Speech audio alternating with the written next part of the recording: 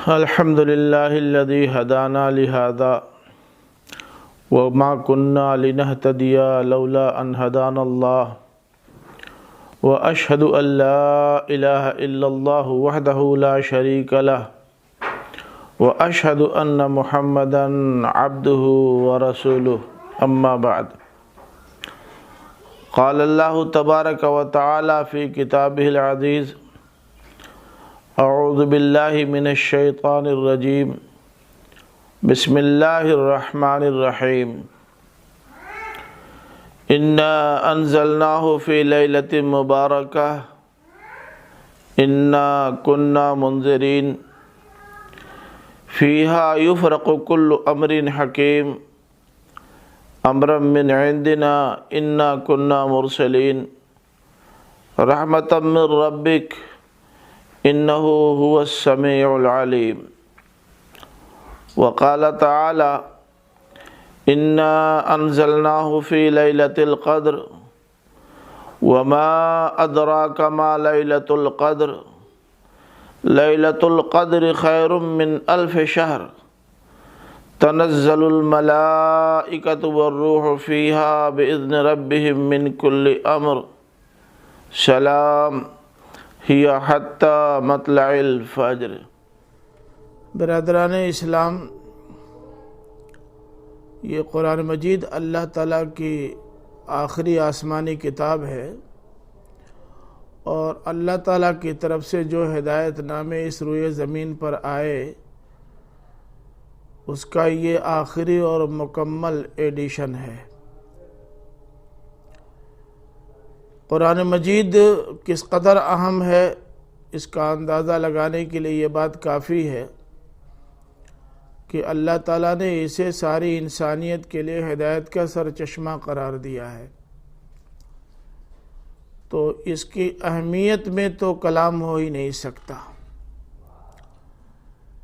البتہ یہ پہلو غور طلب ہے کہ اللہ تعالیٰ نے اس معتبر شان کتاب کا نزول فرمایا ہے رمضان کے مہینے میں۔ رمضان کے مہینے میں اس کتاب کو نازل کرنے کے لیے جس رات کا انتخاب فرمایا اسے ایک جگہ لیلۃ المبارکہ سے اور دوسری جگہ لیلۃ القدر سے تعبیر کیا ہے۔ تو گویا یہ اتنی اہم چیز تھی کہ اس کے دنیا میں بھیجنے کے لیے اللہ تعالیٰ نے ایک بہترین موقع اور بہترین ساعت کا انتخاب فرمایا۔ اس سے جہاں ایک طرف یہ معلوم ہوتا ہے کہ اللہ تعالیٰ کے نزدیک قرآن مجید بہت اہم ہے، وہیں یہ بھی معلوم ہوتا ہے کہ رمضان کا مہینہ بھی بہت اہم ہے۔ رمضان کی اہمیت اس سے معلوم ہوتی ہے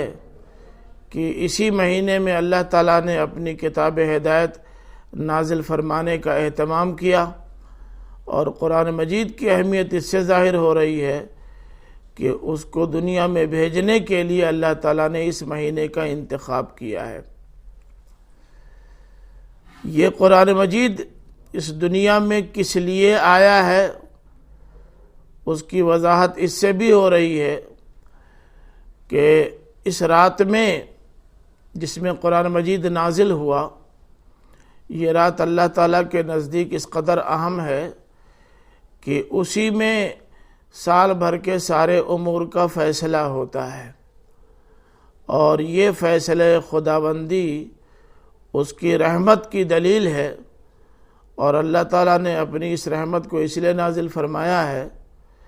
تاکہ بندوں پر یہ کرم ہو اور اس کی رحمت ان کو ملے۔ جس رات میں نازل فرمایا اس کے لیے لیلۃ القدر یا لیلۃ المبارکہ کے الفاظ استعمال ہوئے ہیں، اور لیلۃ القدر یا لیلۃ المبارکہ کے لیے کہا گیا ہے کہ اس جیسی دوسری کوئی رات نہیں ہے۔ یہ اپنی اہمیت کے لحاظ سے اور خیر و برکت کے لحاظ سے سب سے اہم رات ہے۔ یہی وہ رات ہے جس میں اللہ تعالیٰ اپنے فیصلے اپنے متعلق فرشتوں کے حوالے کرتا ہے، اور وہ اللہ کے حکم سے دنیا میں سال بھر کے امور کو انجام دینے کے لیے فیصلے لے کر آ جاتے ہیں۔ اب یہ شب قدر یا شب مبارکہ دونوں کے مضامین کو سامنے رکھیے تو اندازہ یہ ہوتا ہے کہ یہ دونوں الگ الگ راتیں نہیں ہیں، بلکہ یہ دونوں ایک ہی رات ہے، اور اسی ایک رات کو کہیں لیلۃ المبارکہ تو کہیں لیلۃ القدر سے تعبیر کیا گیا ہے۔ قرآن مجید کے ساتھ رمضان کے مہینے میں مسلمانوں کا جو موجودہ رویہ ہے وہ افسوسناک ہے۔ اس میں تو شبہ نہیں ہے کہ عام دنوں کے مقابلے میں رمضان کے مہینے میں قرآن مجید سے رشتہ نسبتاً زیادہ استوار ہو جاتا ہے اور اس کی تلاوت زیادہ سے زیادہ ہونے لگتی ہے، اور رمضان میں اس قدر لوگ تلاوت کرتے ہیں، اس قدر تلاوت کرتے ہیں کہ بعض لوگ تو ہر 3 دن پہ قرآن مجید ختم کرتے ہیں، بعض لوگ 2 ہی دن میں ختم کر لیتے ہیں، ورنہ کم سے کم اس کا اہتمام ضرور ہوتا ہے کہ پورے مہینے میں ایک قرآن مجید ختم کر لیں۔ تراویح میں بھی قرآن مجید کو ختم کرنے کا اہتمام کیا جاتا ہے، جہاں جہاں بھی تراویح ہوتی ہے باقاعدہ حفاظ کرام کو امامت کے لیے دعوت دی جاتی ہے اور ان سے تھوڑا تھوڑا کر کے پورا قرآن مجید سنا جاتا ہے، بلکہ بعض لوگوں نے تو شبینہ تک کا اہتمام کر لیا ہے کہ ایک ہی رات میں پورا قرآن مجید سن ڈالتے ہیں۔ لیکن قرآن مجید کی اس طرح تلاوت باوجود کہ اس کا بھی اپنا ایک فائدہ ہے، فائدہ یہ ہے کہ اگر قرآن مجید ڈھنگ سے، سلیقے سے، ترتیل کے ساتھ پڑھا جائے تو محض اس کے پڑھنے اور تلاوت کرنے پر بھی ثواب ملتا ہے۔ نبی کریم صلی اللہ علیہ وسلم نے ارشاد فرمایا کہ قرآن مجید کے ایک ایک حرف کی تلاوت پر 10 نیکیاں ملتی ہیں۔ آپ نے مثال دے کر فرمایا کہ مثلا الف لام میم یہ 3 حروف ہیں، الف ایک حرف ہے، لام ایک حرف ہے اور میم ایک حرف ہے۔ اگر کسی نے صرف الف لام میم بھی پڑھ لیا تو 30 نیکیاں اس کو مل گئیں۔ لیکن قرآن مجید نازل کرنے کا مقصد نیکیاں بٹورنا اور نیکیاں اکٹھا کرنا تو ہے نہیں۔ یہ پورے قرآن مجید میں اللہ تعالیٰ نے کہیں نہیں فرمایا کہ اس کو نازل کرنے کا مقصد زیادہ سے زیادہ نیکیاں حاصل کرنا ہے۔ جہاں بھی آیا ہے اس کے نازل کرنے کا مقصد بیان کیا گیا ہے، ہر جگہ اس کا مقصد ہے ہدایت، یعنی لوگ اس سے رہنمائی حاصل کریں، اس سے ہدایت حاصل کریں۔ اب اس کے لیے کرنا کیا ہوگا؟ سب سے پہلی بات تو یہ ہے کہ قرآن مجید سے واقعی دوسرے مہینوں کے مقابلے میں رمضان کے مہینے میں رشتہ زیادہ مضبوط ہو جانا چاہیے، کیونکہ ایک ماحول ہوتا ہے، ایک موشن ہوتا ہے، ایک موسم ہوتا ہے، طبیعت میں آمادگی ہوتی ہے، ایک ماحول ملتا ہے، سارے لوگ وہی کام کر رہے ہوتے ہیں، تو یہ فائدہ تو ہوتا ہے۔ لیکن اس قرآن مجید کو زیادہ سے زیادہ ختم کرنے کے بجائے جتنا پڑھا جائے اتنا سمجھ کر پڑھا جائے، اور اس طرح سمجھ کر پڑھا جائے جس طرح صحابہ کرام نے سمجھ کے پڑھا ہے۔ صحابہ کرام کا معمول یہ تھا کہ وہ قرآن مجید بہت زیادہ نہیں پڑھتے تھے، قرآن مجید تھوڑا تھوڑا پڑھتے تھے، لیکن جتنا پڑھتے تھے اسے سمجھنے اور اس کی تعلیمات کو ہضم کرنے کی کوشش کرتے تھے، اور پھر انہیں عملی جامہ بھی پہناتے تھے، اور جب تک ان تعلیمات کو عمل میں نہ لے آتے تب تک آگے نہیں بڑھتے تھے۔ تو قرآن مجید کی بے شک تلاوت کی جانی چاہیے، خاص طور سے رمضان کے مہینے میں، کیونکہ یہ مہینہ قرآن مجید کی وجہ سے بھی بڑا اہم مہینہ بنا۔ تو اس مہینے میں زیادہ سے زیادہ قرآن پڑھنا تو چاہیے، لیکن اس طرح جس طرح پڑھنے کا حکم دیا گیا ہے۔ قرآن مجید کا جو مقصد بیان ہوا ہے، جو آیات میں نے ابھی آپ کے سامنے تلاوت کی ہیں، انہی کے ساتھ ایک آیت یہ بھی ہے کہ شہر رمضان الذی انزل فیہ القرآن ھدی للناس وبینات من الھدی والفرقان۔ رمضان کے مہینے میں یہ قرآن نازل کیا گیا، لیکن اس کے 3 مقاصد بیان کیے گئے ہیں، یا اس کی 3 صفات بیان کی گئی ہیں۔ ایک صفت تو اس کی یہ ہے کہ یہ لوگوں کو ہدایت اور رہنمائی فراہم کرتی ہے۔ آپ غور فرمائیں کہ اگر آپ قرآن مجید سمجھ کر نہیں پڑھتے اور یہ جاننے کی کوشش نہیں کرتے کہ جن آیات کی آپ نے تلاوت کی ہے ان آیات میں کیا کہا گیا ہے، تو اس تلاوت سے ہدایت کیسے ملے گی؟ دوسری بات جو کہی گئی ہے وہ یہ کہ ہدایت کے جتنے اصول اور ضابطے اور راستے ہیں وہ نہ پرپیچ ہیں، نہ ٹیڑھے ہیں، نہ پیچیدہ ہیں، اور نہ یہ ہے کہ اس کو سمجھنے کے لیے کسی بہت بڑے علم کی ضرورت ہے اور بہت زیادہ اعلیٰ قابلیت کی ضرورت ہے، بلکہ یہ تو بینات من الہدیٰ ہے۔ ہدایت کے جو راستے ہیں، ہدایت کے جو اصول ہیں، ہدایت کے جو طریقے ہیں، وہ سب بہت واضح اور کھول کھول کر بیان کر دیے گئے ہیں۔ چنانچہ قرآن مجید ہی میں اللہ تعالیٰ نے یہ بھی فرمایا کہ وَلَقَدْ يَسَّرْنَا الْقُرْآنَ لِلذِّكْرِ فَهَلْ مِن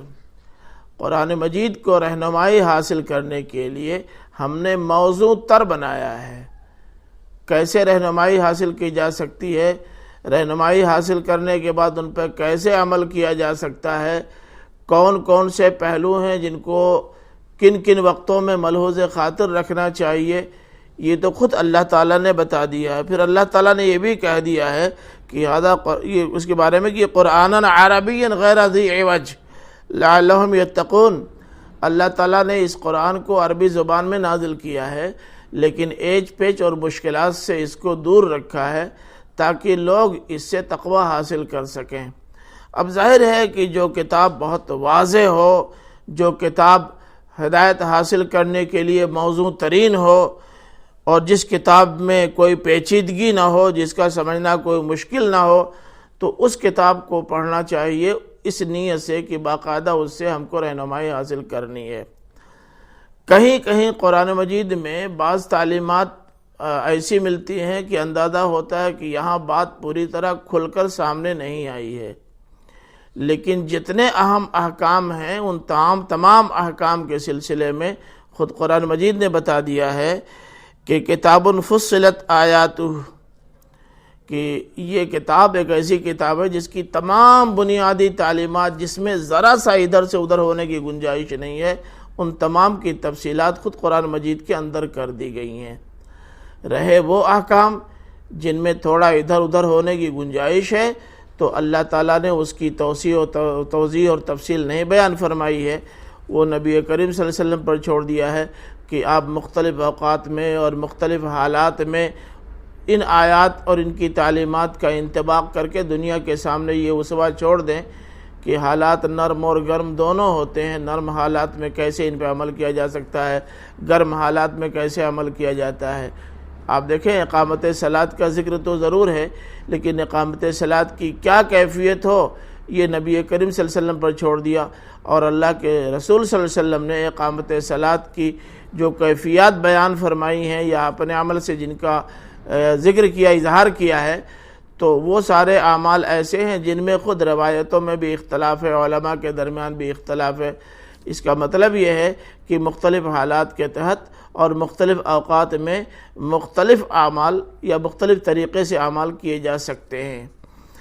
تو جو قرآن مجید اس قدر اہم ہو اور جس کی تعلیمات کا حال یہ ہو کہ بغیر اس سے چمٹے اور اس سے رابطہ رکھے اور بغیر اس کو جانے سمجھے اور عملی زندگی میں اتارے کامیابی نہیں مل سکتی، اس قرآن مجید کے ساتھ خاص طور سے ہمارا تعلق بہت مضبوط ہونا چاہیے، اور جس رمضان میں اس کا نزول ہوا ہے اس رمضان میں تو خاص طور سے اس کے ساتھ بہت زیادہ گہرا تعلق بڑھ جانا چاہیے۔ یہ اصل میں بنیادی طور سے اسی لیے، جیسا کہ میں نے اس سے پہلے بھی ذکر کیا تھا، کہ اس کا ایک بڑا فائدہ یہ ہے کہ جب ایک آدمی مسلسل 1 مہینہ تک قرآن مجید سے ایک خاص قسم کا ربط قائم کر لے گا اور اس سے اپنا تعلق مضبوط کر لے گا، اور اسی طرح کا تعلق 1 مہینہ تک اس سے باقی رہ جائے گا، تو امکان اس بات کا ہے کہ اس 1 مہینے میں جو اس کی تربیت ہوئی ہے قرآن مجید کو پڑھنے اور سمجھنے اور اس کی تعلیمات پر عمل کرنے کی، تو وہ تربیت آگے کام آئے گی، اور باقی کے 11 مہینوں میں بھی توقع یہی کی جانی چاہیے کہ یہ ریہرسل اور یہ تربیت اس کی زندگی میں رہے گی یا اس کی زندگی میں کام آئے گی۔ رمضان کے مہینے میں قرآن مجید سے ہمارا جو تعلق موجودہ نظر آتا ہے، کہیں کہیں تو یہ دیکھنے میں آتا ہے یقیناً کہ تراویح اب اطمینان سے پڑھی جانے لگی ہے۔ بہت زیادہ مقدار میں پڑھنے کے بجائے تھوڑی تھوڑی مقدار میں لوگ پڑھتے ہیں، اور اس میں یہ اہتمام بھی کرتے ہیں کہ یا تو پوری تراویح ختم ہو جانے کے بعد جتنا حصہ اس دن پڑھا گیا ہوتا ہے اس کا خلاصہ لوگوں کے سامنے بیان کر دیتے ہیں۔ میں نے تو سعودی عرب میں یہ بھی دیکھا کہ باقاعدہ ہر 4 رکعت کے بعد لوگ بیٹھ جاتے ہیں اور امام صاحب کھڑے ہو کر اس 4 رکعت کے اندر قرآن مجید کی جن آیات کی تلاوت انہوں نے کی ہوتی ہے اس کا خلاصہ بیان کر دیتے ہیں۔ تھوڑا سا لوگوں کو ریسٹ بھی مل جاتا ہے، اور پھر اس خلاصے کلام سے یا خلاصے قرآن سے ان کو معلوم ہو جاتا ہے کہ کیا ہم نے پڑھا ہے اور اس سے ہم نے کیا سیکھا ہے۔ ٹھیک ہے، عربی زبان میں قرآن مجید نازل ہوا ہے، عرب کے لوگ براہ راست اس کو جانتے اور سمجھتے ہیں، لیکن عربوں میں پڑھے لکھے بھی ہیں اور بے پڑھے لکھے لوگ بھی ہیں۔ تو جو بے پڑھے لکھے لوگ ہیں وہ دیہاتی عربی زبان تو بول لیتے ہیں، لیکن قرآن اور حدیث کی زبان اچھی طرح نہیں سمجھتے، تو ان کے سامنے اس کی وضاحت کر دی جاتی ہے۔ اور یہ بھی ہوتا ہے کہ جن زبانوں کے جاننے والے اس مسجد میں موجود ہوتے ہیں، ان زبانوں میں بھی باقاعدہ ان کے جاننے والے اور ان کے ماہرین کو موقع دیا جاتا ہے کہ وہ 5-7 منٹ کے اندر ان آیات کا خلاصہ بیان کر دیں۔ یہ ایک مقصد ہے۔ اچھا، اگر رمضان کے مہینے میں ان آیات کی تعلیمات واضح کر دی جائیں، ان کا خلاصہ پیش کر دیا جائے، تو چونکہ یہ موسم یا یہ مہینہ ہوتا ہے دین کی طرف لپکنے کا، اللہ تعالیٰ سے تعلق مضبوط کرنے کا، قرآن مجید کے ساتھ جڑے رہنے کا، تو اس لیے لوگوں کے اندر عمل کا جذبہ بھی بیدار ہوتا ہے، اور یہ جذبہ بہرحال ان کی آئندہ کی زندگی میں کام آتا ہے۔ چنانچہ اس طرح کے مواقع پر جہاں یہ اہتمام ہوتا ہے، یہ دیکھنے میں آیا ہے کہ اس مسجد کے نمازیوں کی زندگی میں دوسری مسجدوں کے نمازیوں کے مقابلے میں تبدیلی زیادہ محسوس ہوتی ہے اور مثبت تبدیلی ہوتی ہے۔ تو ہمیں اس قرآن کو باقاعدہ رمضان کے مہینے میں، ٹھیک ہے ہم پڑھتے ہیں، خوب پڑھیں، تلاوت کریں، زیادہ زیادہ کریں، لیکن ان کو سمجھنے کی بھی کوشش کریں اور ان پر عمل کرنے کی بھی کوشش کریں، ورنہ پھر ہوگا یہی کہ قیامت کے روز اللہ تعالیٰ کی بارگاہ میں نبی کریم صلی اللہ علیہ وسلم ہمارے خلاف یہ نالش کریں گے، وقال الرسول یا رب ان قوم اتخذوا هذا القرآن مہجورا، فرمائیں گے کہ اے اللہ، جس قرآن کو تو نے لوگوں کے لیے ہدایت کا سرچشمہ بنا کر بھیجا تھا، لوگوں نے اس قرآن کے ساتھ سلوک بہت برا کیا، تلاوتیں تو اس کی ان کو بڑی حفاظت کے ساتھ رکھا، ان کو چوما اور چاٹا، ان سے تبرک حاصل کیا، لیکن اپنی عملی زندگی میں ان سے رہنمائی حاصل کرنے کی کوشش نہیں کی۔ یہ جو کہا گیا ہے مہجورہ، وہ اسی پہلو سے ہے کہ انہوں نے اس کی تعلیمات کو بالکل پس پشت ڈال دیا تھا اور ان کو کوئی اہمیت نہیں دی تھی۔ قرآن مجید میں یہ بات بھی بہت واضح طور سے بیان کر دی گئی ہے کہ ہم نے اس قرآن مجید کو لوگوں کے لیے قابل فہم بنانے اور اس سے تذکیر اور تنبیہ حاصل کرنے کے لیے ہم نے آفاقی دلائل بھی دیے ہیں، انفسی دلائل بھی دیے ہیں، تاریخی دلائل بھی دیے ہیں، قوموں کی تاریخ بیان کی ہے، قصص بیان کیے ہیں، اور جن قوموں پر اللہ کی کتاب کو تسلیم نہ کرنے کی وجہ سے عذاب آیا ان کے حالات بھی بیان کیے گئے ہیں۔ قرآن مجید میں کئی جگہ ہے، ایک جگہ اللہ تعالیٰ نے فرمایا کہ ان ھذا القرآن یقص علی بنی اسرائیل اکثر الذی ھم فیہ یختلفون، کہ یہ قرآن بنی اسرائیل کے ان بہت سارے امور و مسائل کی تفصیل بیان کرتا ہے جس میں خود ان کے درمیان اختلاف ہو گیا۔ یہ بھی فرمایا کہ وَلَقَدْ ضَرَبْنَا لِلنَّاسِ فِي هَذَا الْقُرْآنِ مِنْ كُلِّ مَثَلٍ لَعَلَّهُمْ يَتَذَكَّرُونَ، ہر طرح کی تمثیلات بیان کر دی ہیں۔ تمثیلات کی زبان ایسی ہوتی ہے